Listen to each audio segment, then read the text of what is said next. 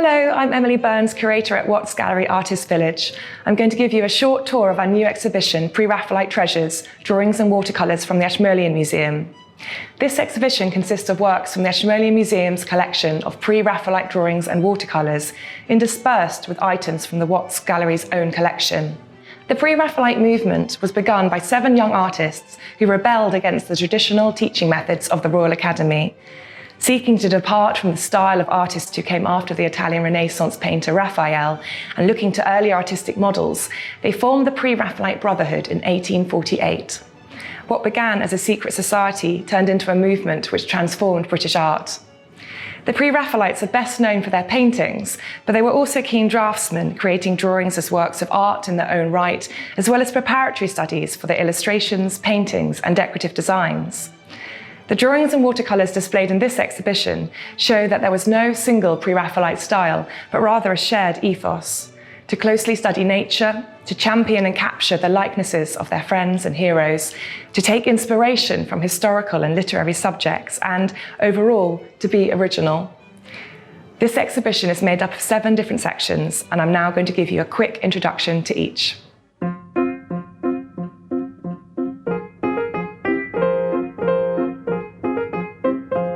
The Pre-Raphaelites frequently made drawings of each other and of their families, patrons, and friends.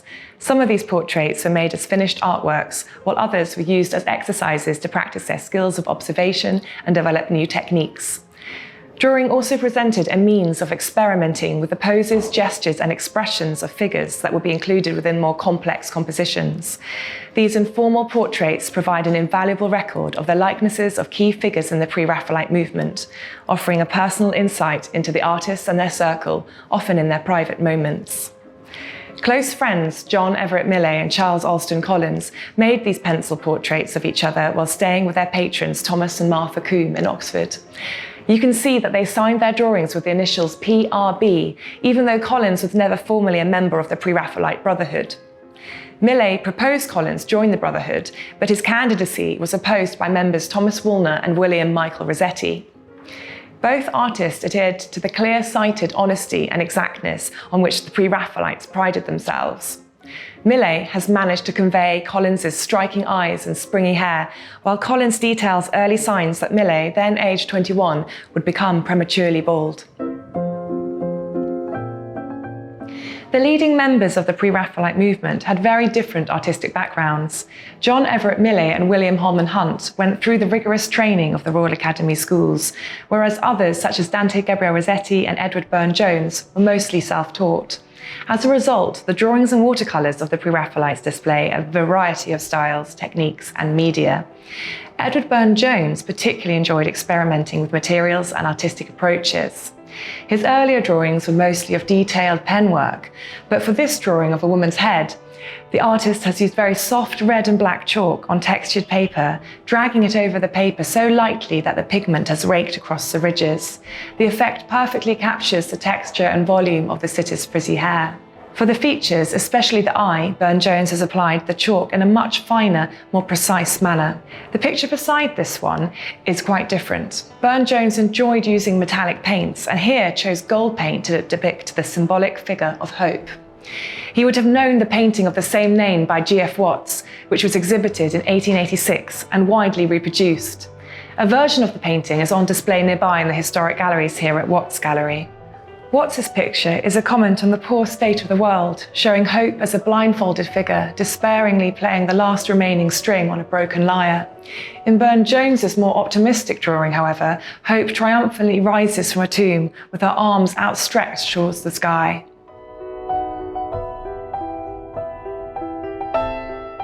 The Pre-Raphaelites took inspiration from both historic and contemporary literature. Dante Gabriel Rossetti was named after the medieval Italian poet Dante Alighieri and frequently depicted scenes or subjects from his namesake's work, The Divine Comedy, in his art. The Pre-Raphaelites also greatly admired and knew personally the popular poets of their day, including Alfred Lord Tennyson and Robert Browning. John Everett Millais, Dante Gabriel Rossetti, and William Holman Hunt together contributed 30 illustrations to a lavish edition of Tennyson's poems published by Edward Moxon in 1857. The Mox and Tennyson was not a commercial success, yet its 54 woodcut illustrations had a great impact on book illustration, which flourished in the later Victorian period as an art form in itself. This drawing is a study for an illustration made by Rossetti for the Mox and Tennyson. In the original poem, Cecilia is described as sleeping in a city near the sea, with an angel watching over her. The Pre-Raphaelite model, artist and poet Elizabeth Siddal gave Rossetti the idea to have the angel give the saint the kiss of death. When the volume was published in 1857, Tennyson expressed his unhappiness that some of the Pre-Raphaelite illustrators had used too much artistic license in their interpretation of his texts. The Pre-Raphaelites rejected the narrow notions of beauty held during the Victorian period. They created their own ideals, guided by the style and personalities of prominent figures in their movement, such as Elizabeth Siddal and Jane Morris. Depictions of women by male Pre-Raphaelite artists frequently divide opinion.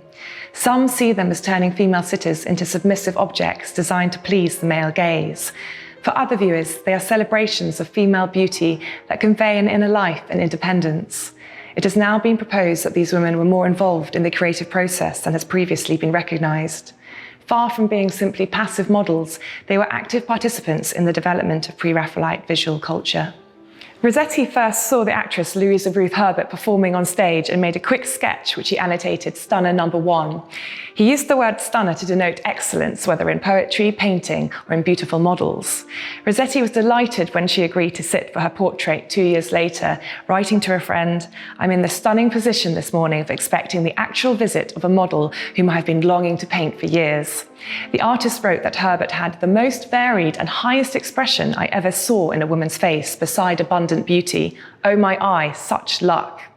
Rossetti made many drawings of Herbert in pen and ink, pencil and watercolour in 1858 and 1859. 17 such works were in Herbert's possession at the time of her death. In contrast to his more delicate portrayal of sitters, such as Elizabeth Siddal, Dante Gabriel Rossetti's portraits of Herbert emphasise her full lips and long, rounded neck. These fulsome features were to become hallmarks of the artist's later, more sensuous style. Simeon Solomon came from a family of successful artists. He studied at the Royal Academy schools, through which he met members of the Pre-Raphaelite circle. Solomon was Jewish, but was interested in and painted scenes depicting different religious rituals. This composition shows 2 teenage boys taking part in a Christian church service. Solomon was homosexual, and his studies of beautiful men offered a counterpart to the female stunners of Rossetti. His art was much admired in artistic and literary circles, and Oscar Wilde owned works by him. Solomon's successful career was tragically cut short by the homophobia of Victorian Britain. Following his arrest and conviction for homosexual activities in 1873, he ceased to exhibit. G.F. Watts was a contemporary of the Pre-Raphaelites and was acquainted with several members of the circle. He painted John Everett Millais, Dante Gabriel Rossetti, William Morris and Edward Burne-Jones for his Hall of Fame series, and was on particularly good terms with Dante Gabriel Rossetti, whom he proclaimed was the greatest genius of them all. Watts reportedly bribed the teenage Arthur Prinsep to not cut his cloud of red hair before the artist had a chance to draw him. This drawing was a study for Watts's fresco Earth. The pose seems to be modelled after the handsome, mostly nude god Bacchus in Titian's famous painting Bacchus and Ariadne in the National Gallery collection. Watts turned to this sensual Venetian style 10 years before Rossetti started painting his female models like Titian's women. Sanguine, named for its blood-red colour, is a difficult drawing medium. It is more permanent than chalks and cannot be easily erased. It therefore requires a steady hand to apply to the page, but a skilled draftsman can achieve rich and subtle grades of intensity.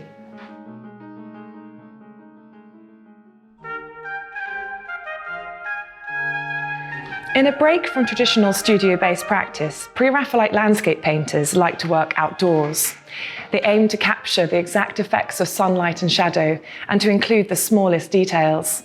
Often depicting familiar subjects from unusual viewpoints, they saw the beauty in both spectacular, awe-inspiring landscapes and quieter, everyday scenes.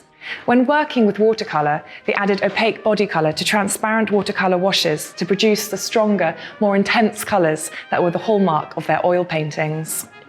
The artist and critic John Ruskin first became associated with the Pre-Raphaelites in 1851, when he sprang to their defence after their work received vicious criticism.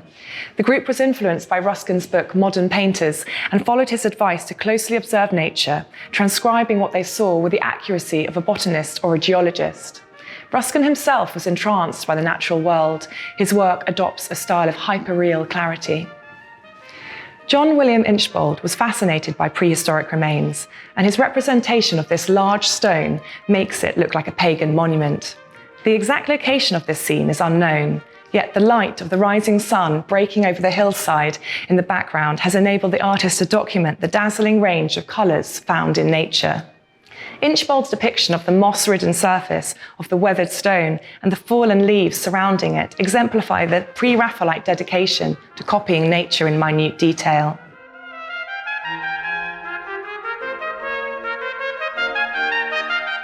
The Pre-Raphaelites were fascinated by the costumes, artefacts, and literature of the past. They looked to classical, biblical, and medieval sources, such as the legend of King Arthur, for subjects of doomed love, romantic chivalry, and heroic action. In 1857, Rossetti gathered a group of artists to work with him on a series of murals for the Oxford Union. In Rossetti's design, Sir Lancelot seeks the Holy Grail, which is the cup used by Christ at the Last Supper, but cannot reach it because he committed adultery with King Arthur's queen Guinevere, who appears as a vision before him. Jane Burden, later Morris, posed for Guinevere, and the sleeping Sir Lancelot was modelled by Burne-Jones.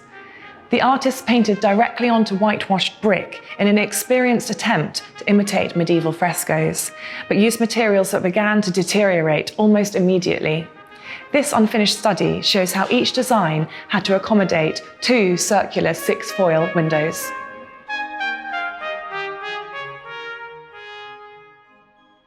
Eleanor Fortescue Brickdale was much younger than the founding artists of the Pre-Raphaelite movement, and she carried the style into the 20th century, earning the title the last Pre-Raphaelite. This drawing is a study for an illustration for a children's book about the life of Christ. The drawing follows the Pre-Raphaelite custom of reimagining traditional scenes. Here, Mary and Jesus are refreshingly informal, with a close relationship like that of an ordinary mother and child.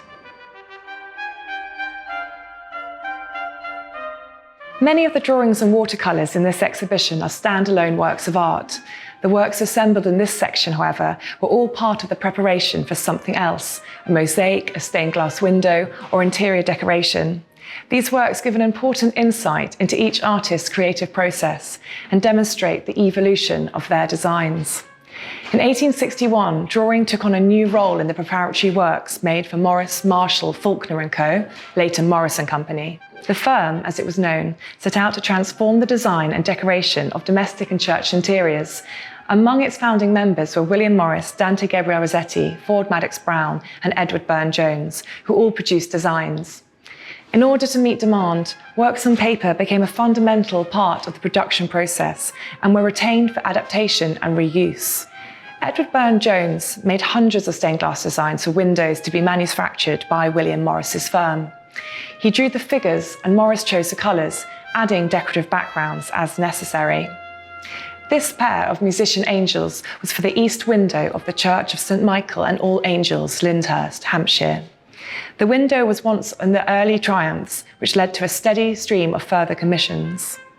Burne-Jones knew that fine details would not be visible from below, so he used strong lines to ensure that the forms, especially their angelic faces, the musical instruments, and the wings, would be legible from a distance. As part of a larger decorative project at St Paul's Cathedral in London, G.F. Watts designed mosaics showing the 4 evangelists, Matthew, Mark, Luke, and John. This large chalk drawing of St. John shows an angel pulling the gospel from John's hands while another directs his attention towards heaven. Watts made numerous small sketches for his evangelists, some of which can be seen below. Once finished, Watts's studies were enlarged by another artist to full size, making a drawing known as a cartoon. These cartoons were sent to Venice for skilled artisans to translate them from paper into mosaic. Rossetti designed a series of 6 windows illustrating the legend of St. George and the Dragon, which were intended to decorate a private house. Rossetti's interpretation of the story is unusual, as St. George is rarely shown to experience quite so much difficulty in slaying the creature. To save Princess Sabra, the human sacrifice, the knight uses his shield to wedge open the dragon's jaws while stabbing it in the neck. The artist applied layers of thick, dry colour to create the textures of the shining suit of armour, the princess's patterned dress, and the scaly skin of the dragon. Thanks for watching this highlights tour of the Pre-Raphaelite Treasures exhibition. These special works are on loan from the Ashmolean Museum for a limited time until the 12th of June. Thank you for watching, and we look forward to seeing you here at Watts Gallery Artists Village.